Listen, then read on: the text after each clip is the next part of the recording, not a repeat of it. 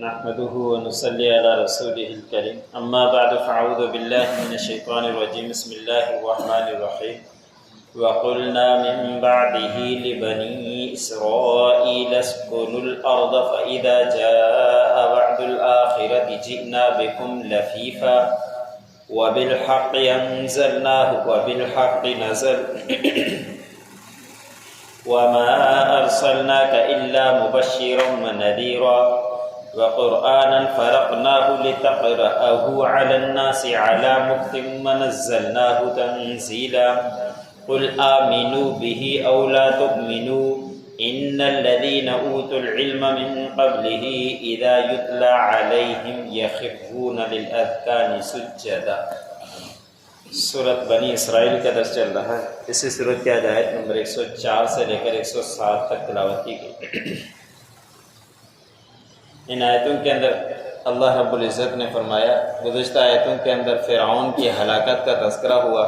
کہ بنی اسرائیل کو فرعون تکلیفیں پہنچاتا تھا اور منصوبے بنانا شروع کر دیے تھے کہ ان کو کسی طرح یہ زمین سے نکال دیا جائے، ہٹا دیا جائے، دھتکار دیا جائے ان کو۔ لیکن اللہ رب العزت جو چاہتے ہیں وہ ہوتا ہے، اور جو دنیا کے اندر کوئی چاہتا ہے ہر کوئی اس کے مطابق نہیں ہو سکتا۔ فرعون کو جب خواب دکھلایا گیا تھا کہ ایک بچہ پیدا ہوگا جو آپ کی سلطنت کو ختم کرے گا، تو فرعون نے کتنے بڑے منصوبے بنائے، ہزاروں بچوں کو قتل کر دیا، ہزاروں بچوں کے حمل ضائع کروا دیے۔ لیکن اللہ رب العزت نے وہی بچہ انہی کے گھر کے اندر پال کر دکھلا دیا۔ تو اللہ رب العزت ہر چیز کے اوپر قادر ہے، کوئی جتنے بھی چاہے منصوبے بنائے وہ اللہ رب العزت کے سامنے بے بس ہو جاتے ہیں، کوئی ذرہ برابر بھی اللہ کے سامنے کچھ چل نہیں سکتی۔ تو فرعون کے ہلاکت کا وہی ذریعہ بنا جو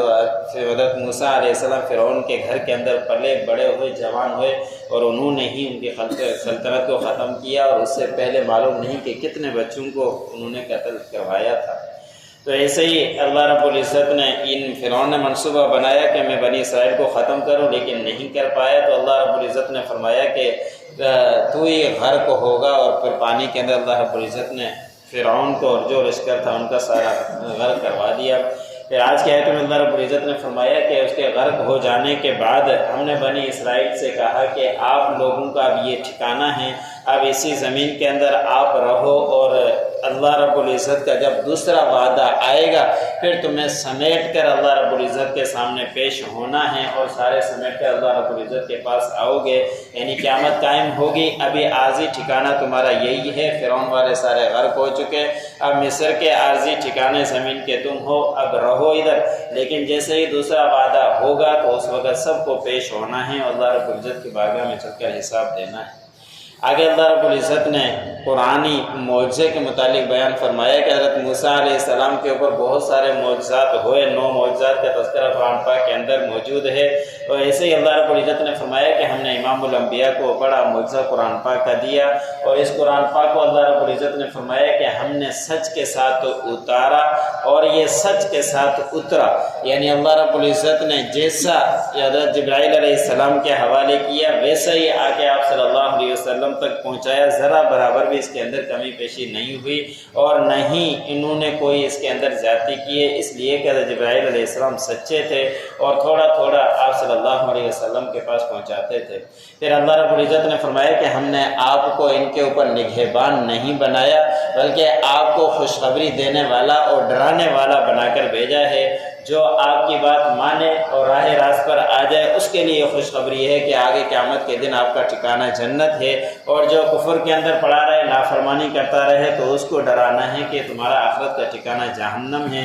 اس لیے اپنے آپ کو بچا کر چلو۔ آگے اللہ رب العزت نے فرمائی یہی قرآن کہ ہم نے اس کو فصل فصل کے ساتھ نازل کیا ہے، کہ پورا نہیں ایسے ہوا کہ کوئی بوریت محسوس ہو، ہر آیت کے بعد دوسری آیتیں جوڑ کر رکھ دی ہے، اور پڑھنے میں سکون بھی ملتا ہے۔ اور ایسے ہی اللہ رب العزت نے فرمایا کہ آپ نے اس لیے تھوڑا تھوڑا اتارا تاکہ آپ لوگوں کو ٹھہر ٹھہر کر پڑھ کر سنائیں، اور ہم نے اس کو نازل کیا ہے تھوڑا تھوڑا کر کے۔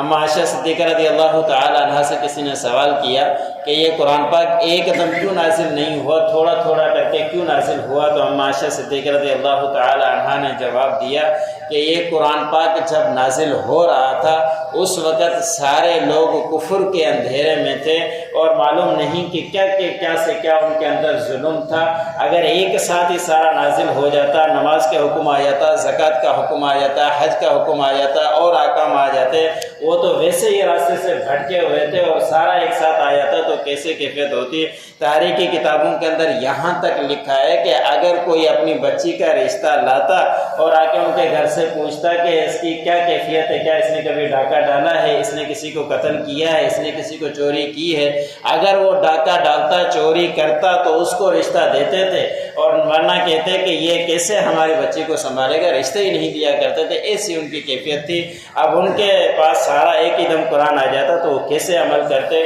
ان کے لیے تو آہستہ آہستہ تدریجاً نازل ہوا تاکہ وہ صحیح طریقے سے اس کے اوپر عمل کر سکے، ان کے دلوں میں بیٹھ جائے۔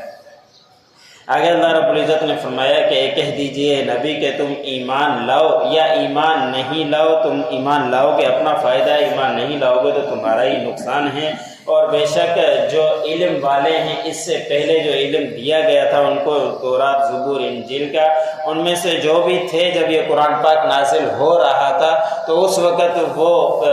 سجدے کے اندر گر جایا کرتے تھے ڈرتے ہوئے، اور ٹھوڑی کے بھر سجدے کے اندر پڑ جایا کرتے تھے۔ یہ آیت سجدے کی آیت ہے۔ قرآن پاک کے اندر 14 سجدے ہیں، اور جہاں پہ بھی یہ 14 سجدوں کی آیت پڑھی جائے تو ہر کسی کے اوپر سجدہ لازم ہو جاتا ہے، پڑھنے والے کے اوپر بھی، سننے والے کے اوپر بھی۔ اور اگر ایک ہی مجلس کے اندر 2-3 دفعہ یہی آیت پڑھی جائے تو ایک ہی سجدہ واجب ہوتا ہے، پھر چاہے تو اسی مقام پر سجدہ کر لے یا کسی اور وقت میں کر لے، لیکن سجدہ یہ لازم ہو جایا کرتا ہے۔ وَقُلْنَا مِن بَعْدِهِ لِبَنِي إِسْرَائِيلَ اسْكُنُوا الْأَرْضَ، اور ہم نے کہا فرعون کی ہلاکت کے بعد بنی اسرائیل سے کہ تم ٹھہرو اس زمین میں، اب بسو اس زمین میں۔ فَإِذَا جَاءَ وَعْدُ الْآخِرَةِ جِئْنَا بِكُمْ لَفِيفًا، اور پھر جب یہ عارضی ٹھکانہ ہے، لیکن پھر جب دوسرا وعدہ آئے گا ہماری طرف سے تو پھر تم سمیٹ کر وہاں پہنچ جاؤ گے معاشر کے مقام پر۔ وَبِالْحَقِّ أَنزَلْنَاهُ وَبِالْحَقِّ نَزَلَ، اور حق کے ساتھ ہم نے اس قرآن پاک کو اتارا اور حق کے ساتھ یہ اترا۔